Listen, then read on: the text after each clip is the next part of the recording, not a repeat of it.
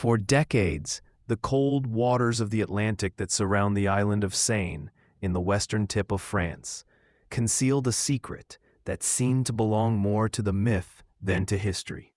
Now, after extensive underwater archaeological research, a monumental stone structure of more than 7,000 years has emerged that puts in check what we thought we knew about the first European societies and their constructive capabilities.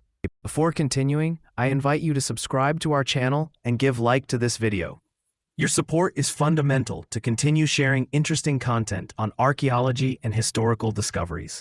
The research, published by the International Journal of Nautical Archaeology, reveals the discovery of a 120-meter-long wall, submerged about 9 meters below the current sea level. This finding was identified by a LiDAR analysis that revealed a straight line of blocks, indicating a human construction of enormous dimensions. Built between 5,800 and 5,300 BC, the wall is part of a set of submerged megalithic structures. It is the largest known underwater architectural ensemble in France and one of the oldest in Western Europe, which challenges our understanding of the constructive capabilities of the time. The original function of this structure has been the subject of intense debates. Evidence shows that the wall is composed of thousands of granite blocks, arranged on a regular basis, with vertical monoliths protruding from the wall. Some blocks reach up to 1.7 meters high, suggesting an elaborate design.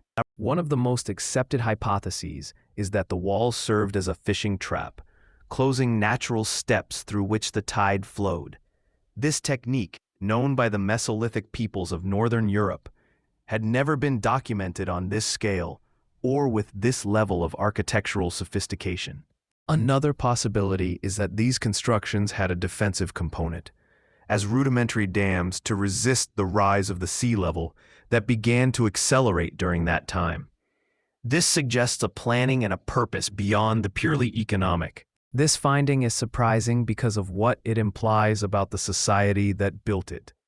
Mesolithic peoples were thought to be nomads, but the existence of a constructive project of such magnitude indicates an organized community with defined social roles and advanced technical knowledge. The Sein Wall was built several centuries before the first megalithic monuments of the Neolithic in Brittany. This raises the possibility that the Breton megalithic tradition has deeper roots, and that the techniques of working with stone were inherited from coastal Mesolithic cultures. A fisherman of the Breton coast have spoken of Ys, a legendary submerged city.